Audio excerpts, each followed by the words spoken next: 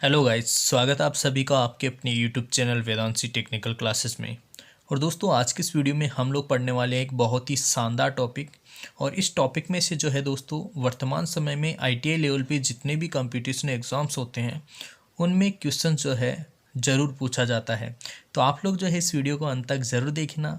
बहुत ही छोटा सा टॉपिक है दोस्तों, लेकिन बहुत ही ज़्यादा इम्पोर्टेंट होने वाला है। तो यहाँ स्क्रीन पे आप लोग देख पा रहे होंगे आदर्श वोल्टेज स्रोत तथा यहाँ पे लिखा हुआ है आदर्श धारा स्रोत। तो आज के इस वीडियो में जो है इन दोनों के मध्य जो अंतर है वो ही हम लोग समझने वाले हैं। आदर्श वोल्टेज स्रोत को आइडल वोल्टेज सोर्स कहते हैं और आदर्श धारा स्रोत जो है इसको आइडल करंट सोर्स कहते हैं। ध्यान दीजिएगा दोस्तों, मैं यहाँ पे आदर्श वोल्ट मीटर या फिर आदर्श एमीटर के बारे में चर्चा नहीं कर रहा हूँ। मैं यहाँ पे बता रहा हूँ आपको आदर्श वोल्टेज स्रोत, वोल्ट मीटर नहीं, वोल्टेज स्रोत।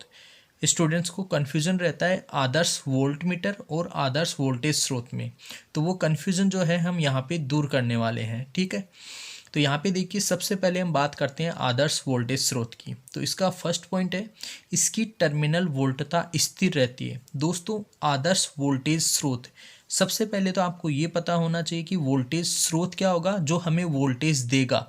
वोल्ट मीटर अलग चीज़ होती है दोस्तों। वोल्ट मीटर जो है वोल्टेज को मापता है, वो मापक उपयंत्र है। वोल्टेज स्रोत मतलब जो वोल्टेज सप्लाई देगा हमें।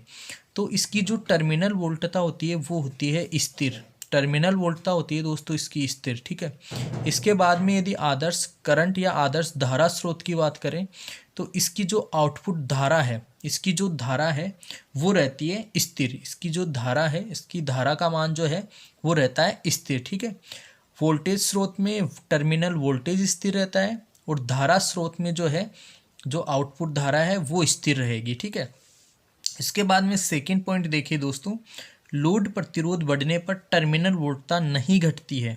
यदि लोड प्रतिरोध आप बढ़ाओगे तो इसकी जो टर्मिनल वोल्टता है वो घटेगी नहीं, टर्मिनल वोल्टता पर कोई फर्क नहीं पड़ेगा। ऑब्वियसली अभी हमने यहाँ फर्स्ट पॉइंट में देखा कि टर्मिनल वोल्टेज जो है वो स्थिर रहता है। तो यहाँ पे आप लोड प्रतिरोध को कितना भी बदलो, इसकी जो टर्मिनल वोल्टता है वो नहीं बढ़ेगी या घटेगी। ठीक है, उसमें कोई परिवर्तन नहीं होगा। ठीक इसी प्रकार यदि आप लोग आदर्श धारा स्रोत के लिए लोड प्रतिरोध बढ़ाते हो या फिर बदलते हो, ये बदलने का मतलब है कम करते हो या अधिक करते हो, तो जो धारा का मान है उसमें कोई परिवर्तन नहीं होता है। धारा के मान में कोई परिवर्तन नहीं होगा यदि वह आदर्श धारा स्रोत है। तो धारा स्रोत जो है वो स्थिर धारा देता है और जो वोल्टेज स्रोत है वो स्थिर वोल्टेज हमें प्रदान करता है। इसके बाद में वेरी मोस्ट इम्पोर्टेंट जो है ये थर्ड वाला पॉइंट है। यहाँ पे लिखा हुआ है आंतरिक प्रतिरोध जो है, इंटरनल रेसिस्टेंस। आंतरिक प्रतिरोध को हम लोग हिंदी इंग्लिश में कहते हैं इंटरनल रेसिस्टेंस।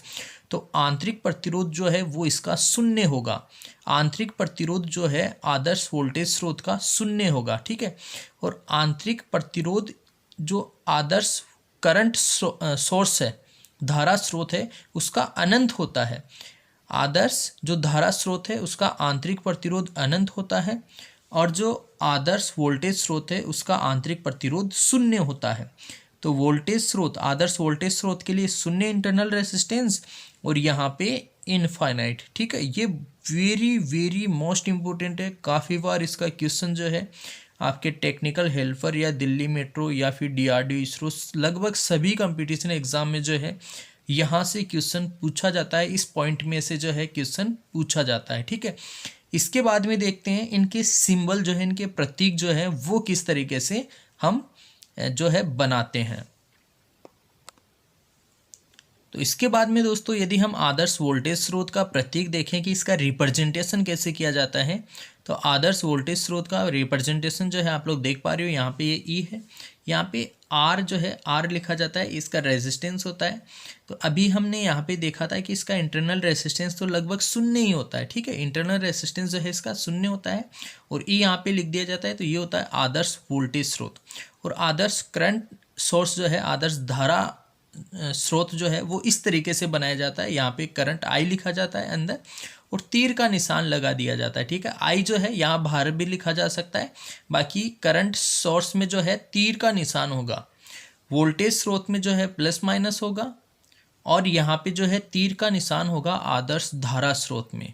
ठीक है, तो ये और इसके संट में जो है एक रेजिस्टेंस जो है वो रिप्रेजेंट किया जाएगा समांतर क्रम में, या फिर संट में जो एक प्रतिरोध दिखाया जाता है या जोड़ा जाता है। ठीक है, तो आदर्श धारा स्रोत का जो रिप्रेजेंटेशन है, इसका सिंबॉलिक रिप्रेजेंटेशन या फिर सर्किट हम कह सकते हैं, वो इस तरीके से बनाया जाता है और इसका रिप्रेजेंटेशन जो है वो इस तरीके से किया जाता है। राइट, तो आई होप कि आप लोगों को समझ में आया होगा। ये वाला इंपॉर्टेंट पॉइंट है, आप लोग फिर से याद रखिएगा। इसे जो है इसका इंटरनल रेसिस्टेंस आदर्श वोल्टेज स्रोत का 0 होगा और आदर्श करंट सोर्स का इंटरनल रेसिस्टेंस जो है अनंत होता है। जबकि दोस्तों आप सभी को पता होगा कि जो आदर्श एमीटर होता है उसका इंटरनल आंतरिक प्रतिरोध 0 होता है आदर्श एमीटर का। ठीक है, यह है आदर्श धारा स्रोत के लिए अनंत होगा। ठीक है, तो आज की इस वीडियो में हमने पढ़ा आदर्श वोल्टेज स्रोत और आदर्श करंट स्रोत के बारे में।